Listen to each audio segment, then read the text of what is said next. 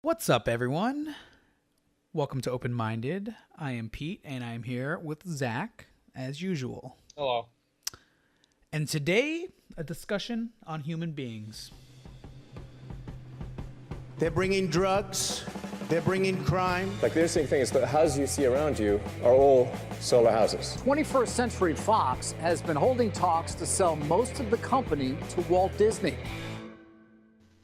So, if you guys have been keeping up to date with our episodes, a couple of episodes ago, we posted one called Who Created Us? Or What Created Us? I forgot what it was called.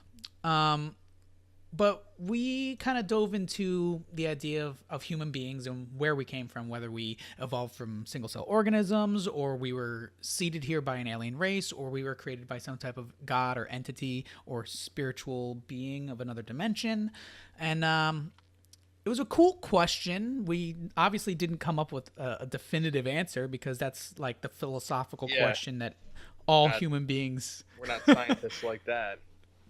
Well, all human beings have been asking that question since like the beginning of time, and we still don't have a definitive answer. So there's no way we're going to answer it on our podcast. But it really got us thinking about human beings in general. And we wanted to just have a general discussion about human beings and Humans. why we are the way that we are, and how we got to, how we went from hunters gatherers to photographers, posters, and podcasters, Astronauts.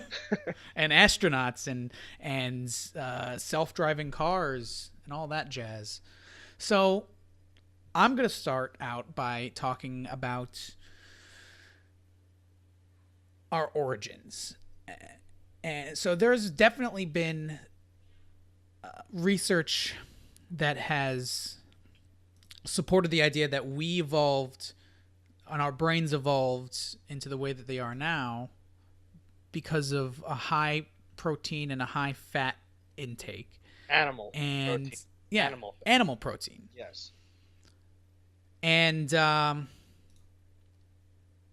think that seems pretty plausible because you think about the brain, the human brain especially, we evolved, a whole nother section of our brain, and our brain is primarily fat and protein.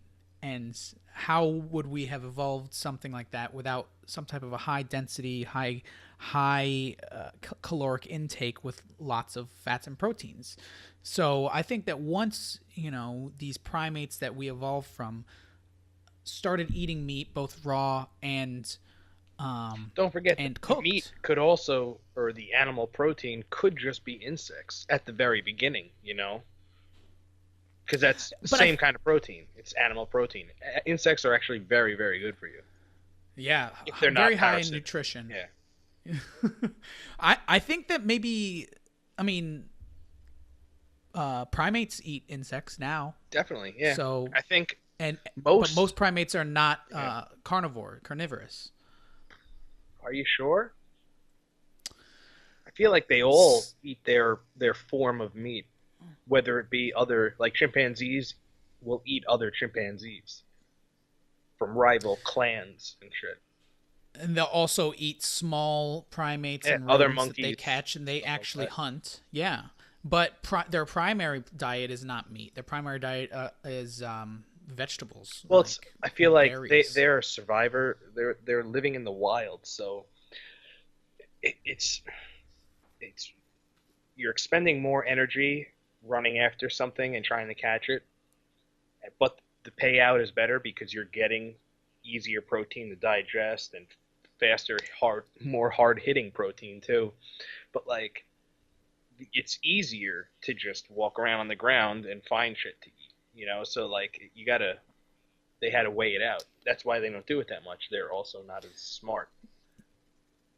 Yes, but high risk, high reward. The more you put into it, the more you get out of it. Yeah. And that applies to everything apparently, because just like you said, if it's a lot harder to go hunting for something than it is to find something, but the amount of calories you're going to get from meat and the amount of flavor and The protein is going to be satisfaction much of your higher. food is better.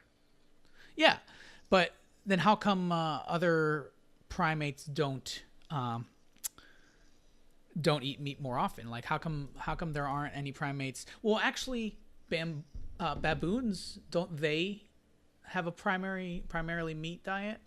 I'm not too sure about baboons. I'm not a big fan of baboons. They're the highest testosterone of any primate, and they're the most aggressive. Not a big fan of those guys. They'll tear you apart. But like, So- right now we're talking about primates. Like primates were primates when we were primates. Like they, We still are primates. well, yeah, but you know what I mean. Like even they did. Like chimpanzees were not chimpanzees. You know, whatever, a million years ago, or how old do we think Lucy was? The original, whatever. I don't know. But I've seen things that where I've seen things. I've seen articles and stuff like that in science, whatever pages, websites or whatever, where they say there's evidence of like upright walking apes, not in Africa, that were everywhere, you know, and like maybe there's like a mixing ground somewhere, but like it seems that there were primates all over the place, and the origin of humans isn't exactly in Africa, because then you have Neanderthals in Europe, you have Yeah. Denisovans in, I forget where it is, like sort of like where China is or something like that. But there's a few other species that we are not sure where it came from. So our story is also here, it's over here, and it's down here. It's like, Yeah, but we're all the same species. We all became Homo sapiens, so we all must have Yeah, been but- rooted from one location. I mean, look at the difference between No. bonobos and chimpanzees. They're almost exactly the same animal, Yeah. almost the same species. The only thing separating them was a lake formed in between two groups of the same species. Can they And breed? after no, they can't breed. And after so many years, they eventually evolved into two different species.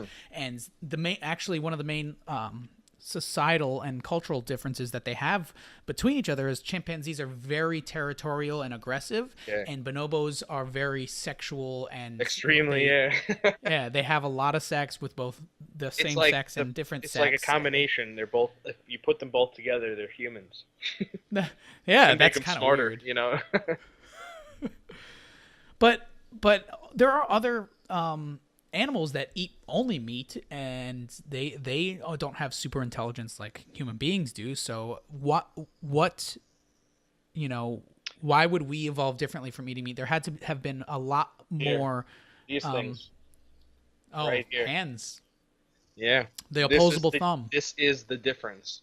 We can walk upright, which gives us the ability to use hands while we're standing or walking. We could be doing things. We could always be doing things. Meanwhile, you know, like a dog can't walk upright, you know, and play with its hands, you know.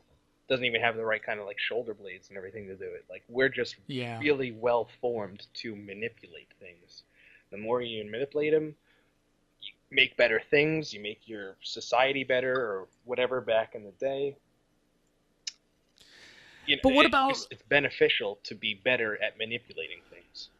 What about raccoons? Raccoons have almost all of those traits. They eat meat. They have opposable thumbs. They can walk upright. They maybe I agree. the size of Imagine their if skull. all humans were gone. I could see, you know, give them couple million give them years. a couple million years if they keep, you know, being curious and using their hands. They have a potential to be a worldwide, you know, intelligent species. Maybe not too intelligent. If all human beings disappeared tomorrow, the first animal that would take over would be the raccoons. They are already in our dumpsters, and they hang out wherever humans hang out because they know that we leave trash behind, and they like eating trash. So they would probably move into our homes and eventually maybe learn how to use some of the tools that we use. Yeah, and but a lot of them that are that smart, because they're around humans and they survive on the trash, they're going to die out from starvation once the humans don't have any more trash to feed them. So it's going to Yeah, go that's back true. to the forest raccoons But still, raccoons are pretty smart, which is actually one thing. How it goes back to the forest raccoons during the I forget which whatever time it was, around 12,000 500 years ago, when the that asteroid hit and stopped the ice age and made that huge, it melted the glaciers and Who's the guy America who was and talking about Canada. that? Randall Carlson. Randall Carlson. Okay. With all that crazy flooding and huge amount of global catastrophe, fields would die, people would starve. The people who would normally not really, I mean, they would feel the devastation, but they'd be able to survive through it, are the people that live in the woods that aren't relying on technology. It's just every day is shitty for them, Yeah. And it's like this. It's basically the same thing. The raccoons that would survive around humans would starve because there's nothing to feed them, and they're not wild, like they're not going to hunt and stuff. But the raccoons. Well, I think that a couple of yeah. I think because I see where you're going with this, that like human beings who are reliant on technology would die out faster than human beings that have like training in wilderness survival. Yeah. But there are definitely a lot of people in cities and urban areas that would probably be able to adapt without technology. Yeah. No, sure, but they're going to be one and few apart, or whatever the saying is. And they're probably, if they do survive, they're not going to survive alone. They're probably going to have to either find other people that are like them, or they're just going to make their way into the woods and come across some people that didn't even notice anything was happening because their life is shit every day. I wouldn't say that their life is shit. I would eventually strive to do that. I'm slowly working my way off the grid. Well, yeah, but This you're going podcast- there with technology, I've seen Yeah. documentaries where it's like the native people in like South America, they're coming out of the forest because it just sucks. And they were talking to him and being like, "Would you ever go back into the forest?" And he's like, "No, I would never go back in the forest. I hate being hungry." Yeah. And like it's like that clicked something in my head. I'm like, that's crazy to think about, It's every day is shitty. You're starving, you're hungry. If you don't get up while you're hungry to hunt something or find something, you're just gonna starve to death. Yeah, we don't have those type of problems where we live. Yeah. If I'm hungry and I don't have any food, I can walk down to the freaking McDonald's and get something. Yeah, and you don't have to worry about, animals trying to kill you. That too. But that's all But, because we're humans and we made it that way. And it's funny that we say that because I feel like right now is probably one of the only times that obesity and starvation are both Problem. a problem on this earth for human beings. Like us in like we live in like a very Western society. We both are living in America. And we don't ever have to worry about that. If we wanted to, we could get very, very obese very easily. Actually, it would be cheaper to get obese than it would be to stay healthy and fit in today's day and age. Yet there are people in other countries, in developing countries, that don't know where the next meal is coming from. And also there's people in America who don't know where their next meal is coming from. There's, if we waste so much food. We waste so much that could be going. Yeah, but you got to think sometimes. Feeding other people. Like, I think about that sometimes, and I'm like, it is wasting, but like, if I continue eating, I'm doing even more harm to myself, Like, I got to throw it away, Yeah, but how come there isn't, I know why, it's all because of money, but there should be a way to take all the food that is going to be wasted and at least give it to people who need it, who don't know where the next meal is coming from. That's a different story, but I don't like enabling, homelessness. Like, it should be hard and shitty, and you shouldn't want to be homeless.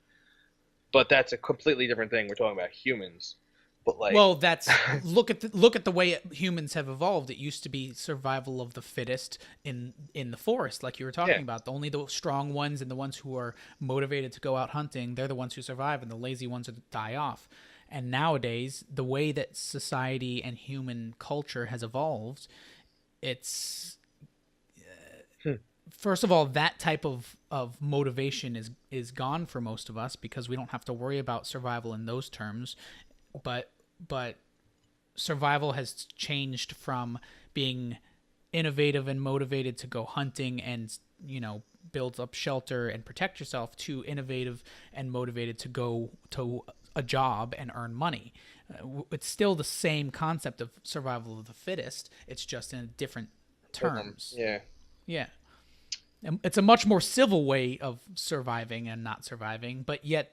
But that's one thing. I wonder what it was like surviving before that catastrophe 12,500 years ago, because there's Göbekli Tepe, which is, I think, like a little over 12,000 or 12,500 years old. They were working on it, and this crazy shit happened, and they just what is that? Yeah, I think it's like the largest ancient monolith ever, and it's also the oldest. Like, that's one thing that's weird about Egypt. The best things in Egypt came at the beginning, and it slowly and slowly gets more and more shitty until Egypt's nothing anymore, and it's just a memory, or a legend. But that's the same thing with like Göbekli Tepe and all these ancient kind of things. Like, they were obviously extremely smart. Obviously, they were very technological. They had a world system, But like, how did they think about things? Like, I wish I could talk to like somebody that long ago, and have like some sort of translator, and we could just like sit there and like talk about crazy shit. I wonder what kind of like thing like we recently, got alcohol, like obviously in relative terms. Yeah, exactly. But like obviously alcohol isn't new. I mean, monkeys 1,000,000 years ago could have picked up an old fruit and had, eaten enough of them and got drunk. But like, I wonder what kind of drugs they had back in the day and all these things. Well, maybe they didn't take drugs. Maybe that's why Impossible. They were so advanced. I and think then they started taking drugs, and that's where it all went wrong. I don't know. I think humans, the only reason we're even smart beyond eating meat protein is that we eat mushrooms, we eat, fermented fruits.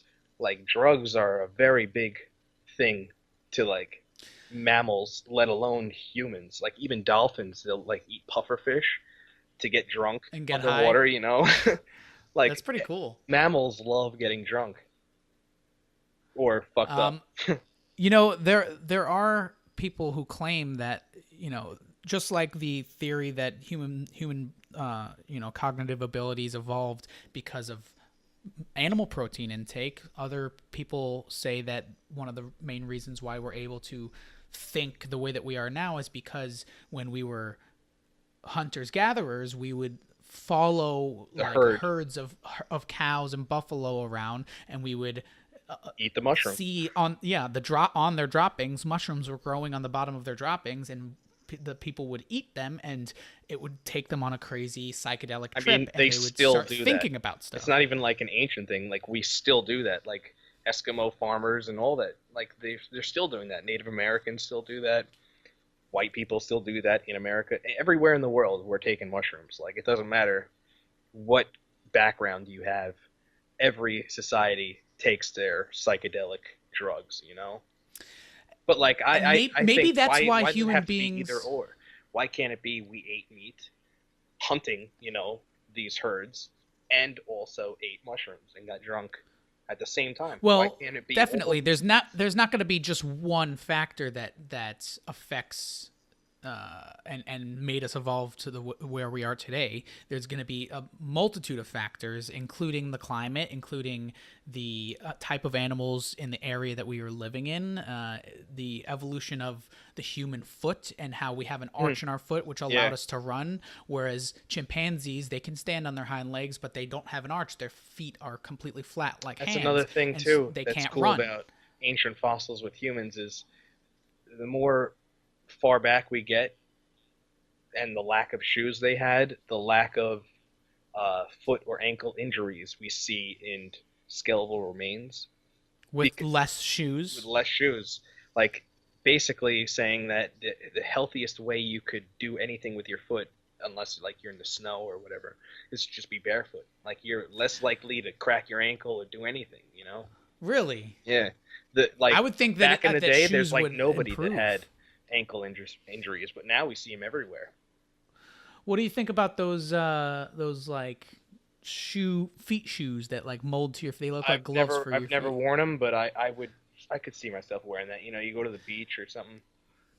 Well, or you if go it's and run. better for you Yeah. to walk barefoot, like I still need to protect the bottom of my feet because I'm sure there were less there's glass ankle shit, injuries, but yeah, but there were probably more like stabbings in the bottom of your foot. But also, that's one thing. Whenever we're thinking about back in the day, with humans, You know, back in the day know, when back in the human beings were evolving and that's stuff. that's my way of terming it all the time. Just back in the day, you know. Oh, But don't you remember? no, I'm talking about like thousands. Like, I'm talking like over 12,000 years ago.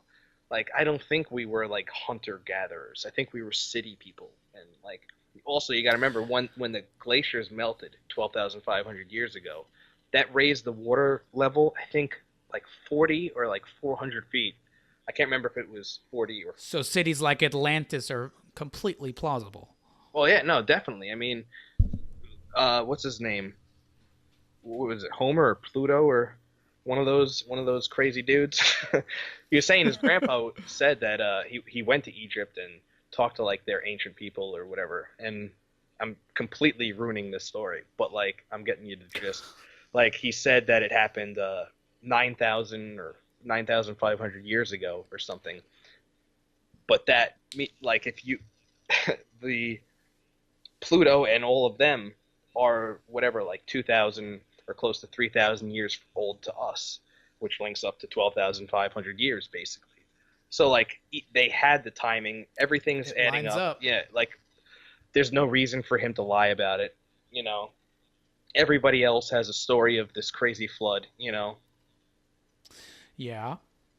And now you're right. It seems like it's all that like that theory is lining up with these people's firsthand accounts. But you mentioned something earlier to me about myth and the difference between myth and reality. and reality, myth and history. Like a lot of terms can be blurred when you're passing on stories, especially over thousands of years. So, yes, it may seem like from our research and from historians and scientists looking into ancient civilizations, it might seem like there is evidence supporting the idea that there were some ancient, super technologically advanced civilizations, and it even logically makes sense because you see the loss of information all the time. Like, look at book burnings in The Library of 40s. Alexandria, the greatest. That So much makes me information so can angry. be There's lost. not even a term for how bad it was. The loss of information from the Library of Alexandria. That is beyond a crime of the world. That is know. just like a crime to the universe. Just lost information like that. Oh my God. And those are just more recent events. Like, even look back even farther than that. Like the first Well, let's put it this way. stories that were passed down to each other were passed down behind or around a campfire before they started writing and before they could make Or any type of language. had to relearn writing. Oh, yeah, possibly they had to relearn 'Cause, writing because I mean, there's no way Göbekli Tepe was being carved out and made by people that didn't have any writing. I mean, they had Yeah. writing. There's no way to, unless we had writing. We lost it. We turned back into kind of like wild people and had to come from fires and do all these things. And we think, that it's like 40,000 years ago it took us this long to get to where we are, when like not. We probably took like this long and we were awesome for this long, and then this crazy shit happened. Everybody lost everything, and now we had to start all over again, and now we're now we're to where we are. That's very plausible, man. I mean, that's probably that is really probably one of the main reasons why people like Elon Musk want to make the human civilization a multiplanetary civilization, It's so because important. anything could happen on Earth. We are stuck here at the moment, and if anything, like any type of meteor or massive event or even human catastrophe like a nuclear war wipes out all of our information, even if there are human beings still around, which is probably likely, there's not going to be any. it could take another 40,000 years to get back to where we are now. We're going to forget everything. We're not going to be able to pass on everything that we did back in the day. Eventually, they'll, just say some crazy crazy bad thing happens, and the world gets destroyed, but like not destroyed, and we have to start over again. We'd even forget that we were on the moon. Like, we went to the moon. Like, that information could be lost, and then we're like, I wonder what that thing is. They don't even remember that we were on it before. Yeah, it could happen. I mean, even if we do become a multiplanetary species, that still could happen, and people on Mars might, a couple million years down the road, be like, "Oh man, that blue planet over there looks pretty cool. I wonder what's over there."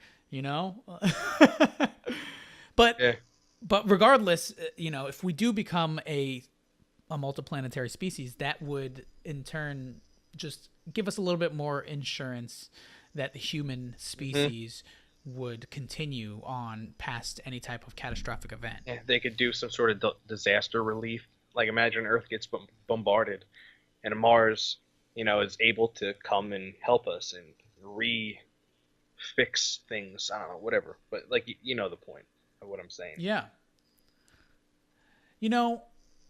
If you look at human beings from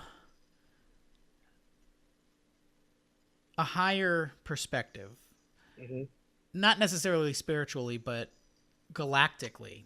Yeah. Let's say you can perceive things galactically, and you see Earth, and you see life flourishing on Earth. And then all of a sudden, so life is flourishing on Earth. Maybe it slows down and speeds up depending on, what type of climate the Earth is having and what type of asteroids and meteors are hitting the Earth. But then all of a sudden you see something new popping up on Earth. This unnatural looking structure that's just growing and growing, and it starts out small, but then it goes faster and faster and faster, and now you're looking at Earth and it's taking over, like it's bright, a virus, it's glowing, like Earth a is cancer. glowing at night. Yeah, and it's setting and it's polluting the air, and it's polluting the ground. Yeah, but there's no one way Earth and the air should be. It's not like we're polluting it. I mean, yes, but other that's animals what pollute. I'm like. Think about cows. Like, the damage they're doing, I think, is worse than the amount of cars we have. Like, cows are horrible. Well, the amount of cows that are in the world are of direct relation to the amount of people who eat meat, and the amount of I'm all for the amount of methane, the amount of methane going up into the air, which is way worse than worse than CO2. There are no wild cows anymore. They're all domesticated, and the reason that there are so many is because of us. So we are then we're the direct cause of the cows' methane production. Yes. So, but that's why I'm saying look at it from a galactic standpoint. You see this blue, beautiful, like piece of life. Like, the Earth could potentially be alive itself. It breathes. And then you see this thing that is unnatural just start taking over and changing the way the Earth works, and changing the way it breathes, and changing the way it looks, and changing and basically destroying most of the beautiful green and blue life that has sprouted on this planet. Now you take that view and look at the way that we look at cells, and how a virus gets into a biological body and just takes over the same way that human beings are taking over the earth. Yeah, if but you imagine- look at us versus a virus, we are very, very similar. And now we're getting close enough to another planet, and we're going to hop over the same way viruses are spread through the air. I don't think if somebody viruses are coughs on generally somebody a else. bad thing. Like I keep telling you to watch or listen or read Snow Crash, but knowledge, ideas, these are things that are spread through the brain and communities, like viruses.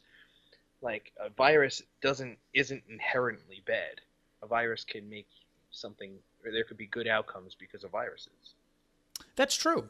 And 'Cause, that's yeah, what I mean the about like you spread could be of that the galactic spread of being, knowledge. and you're looking at Earth and it's beautiful and has all these things, but then you see these other like cities and all these things, and like, yeah, it doesn't look natural, but it looks awesome. And he's probably like, holy shit, these guys are making this shit. I mean, they're making some sort of there's some sort I of love runoff this from voice this. of this hypothetical. Yeah, he's like, being this shit that's looks watching awesome. Earth. This is cool. I didn't imagine, people or, life could do this, No, I think that looking at it from that perspective, a being would think that humans are destroying the natural life around them. But Actually, you know what? I think that he isn't would the think end that all to humans us. are a threat to him. Like he'd look at it Yeah. and be like, actually, they're looking kind of crazy. coming my yeah, way. They might It's actually coming try straight to do for this to me. me. I should get rid of them before a preemptive strike before they get too powerful. Possibly. Possibly. Because especially, the way that human beings look at bacteria and viruses, we try to avoid them being on us Yeah. and getting inside of us and destroying what is naturally and biologically our bodies. So I think most things are like fodder or just forfeit to humans. Like right now, we could take over almost everything that we see, and we won't really be destroying anything. Like a planet with nothing on it, we're not going to destroy it. Like we could leave it there with all of our garbage. It's better off with our garbage on it than not having it. like Sakaar. Like Sakaar, yeah, exactly. Sakaar would be nothing without humans or activity from life forms. And even after That's true. life forms are gone, it still doesn't matter, but it's better off have had it than not, That's true. It's better to have, loved and lost than to have never loved at all. Basically, Yeah. apply that to planets. It's better and to have humans, lived and died than never to have lived at all. Exactly. Yeah. Yeah, humans are awesome. I think that we have the potential to be awesome. We are awesome, definitely, because we're different than any other living organism that we have ever encountered, and any other living organism on Earth especially. We have the ability to communicate in this way over long distances. We have the ability to change our environment rather than just adapt to our environment like all other animals do. But then that also means we have the ability to destroy our environment. And if we don't, I think that we're starting as a species to realize the destruction that we've done in the past 100 years, because human beings are still, even though we've been around for a very long time, still in our infancy compared to other animals on Earth. Because of 12,500 years ago.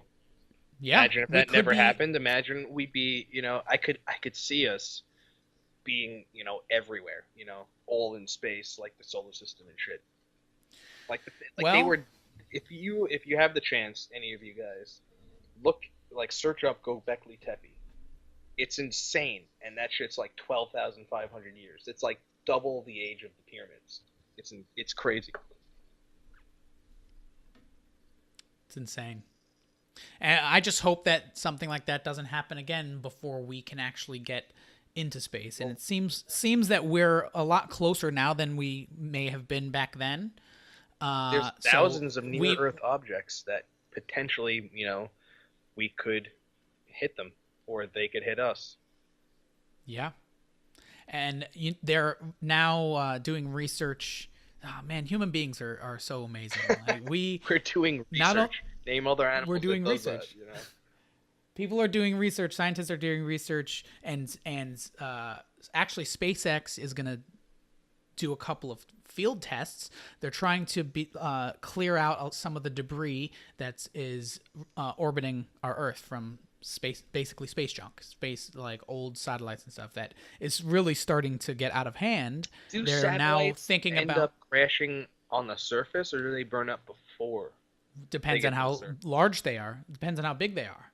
But they could stay there for thousands of years, and some of the space dust is as small as a piece of like a paint chip that came off of a satellite or a spaceship and is just moving around the Earth at such high speeds that if it hits thousands. another vehicle that human beings are in, it could kill all of them potentially. Just the So we need to we can't leave all this junk in our dust while we're exploring and trying to expand.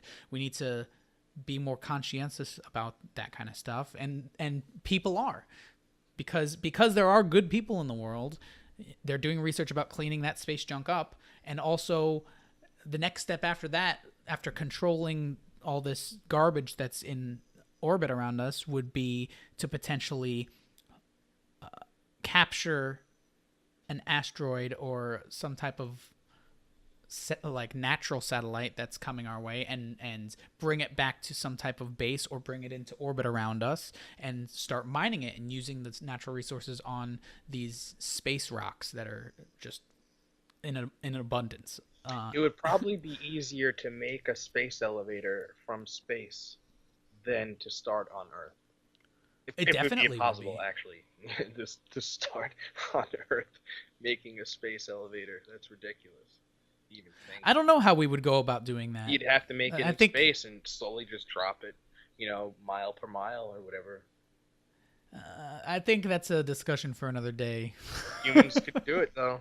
We're kind of close. I think. As of now, what we know, humans are the only things capable of doing it, unless we come into contact with some type of alien that's But way better than humans. That's also one thing I was just thinking about. Humans are cool in the fact that think of any other animal and fighting another animal. Like, they're just going to see it as they're protecting their territory, their small amount where they are. They don't think of it globally. Like, if we were fighting aliens, we'd think of it as we're defending our planet, not like my life or this thing, like we got to kill these aliens because this is our planet. Yeah, but our planet is basically just our territory. These aliens might see a group of planets or a galaxy of planets as their theirs. territory. Yeah, this is our galaxy. Anything in it's ours. Then we fuck them up. Fuck those guys. I'm pretty sure that if an alien race owns a galaxy, that they could probably snap their fingers and we'd all die. Yeah. Since we can't even get to Mars yet. It's still a couple of years off. But then we destroy them. They'll destroy our home place, but we'll end up killing them. Just like Hunter Prey. Oh, that's such a great movie. That's Well- one thing that makes humans so cool is like watching like cool things like that. Just crazy humans that like aliens are scared of and shit.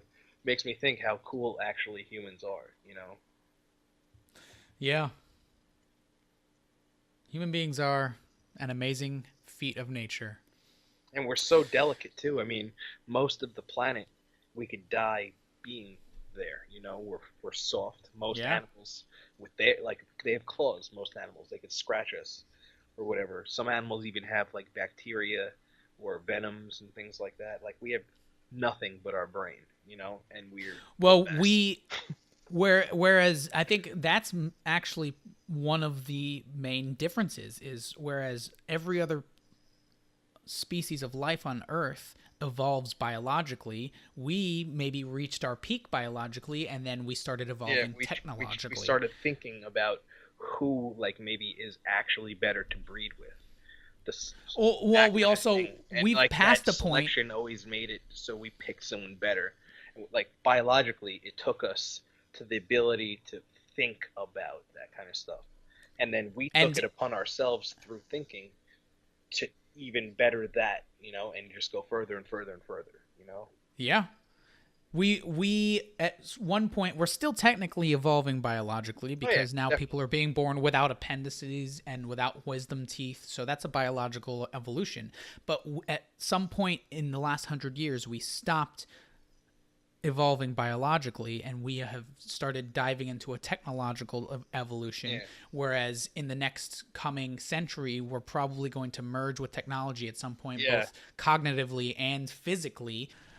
Well, this has been a pretty interesting conversation. We haven't really answered any of our I questions. think all but- we did was just talk about cool shit with humans. Yeah, I mean, that's one of the great things about this podcast is we sometimes don't have an agenda. We just like to talk and explore these crazy ideas that are going on in our heads. And if you guys have anything to add, you could always email us at openmindedepisodes@gmail.com or leave a comment down below. You got anything else, Zach? Definitely look up Gobekli Tepe. Yeah. Who was that scientist who was talking about it? Randall Carlson, and you could also look up things with like Graham Hancock, but he gets into like other things too. But like both their research on like archaeology and stuff like that is pretty sound, you know, from what I hear. I'm not Sweet. a scientist to judge that. I listen to other scientists judging other scientists. Scientistception. All right, guys. See you next time.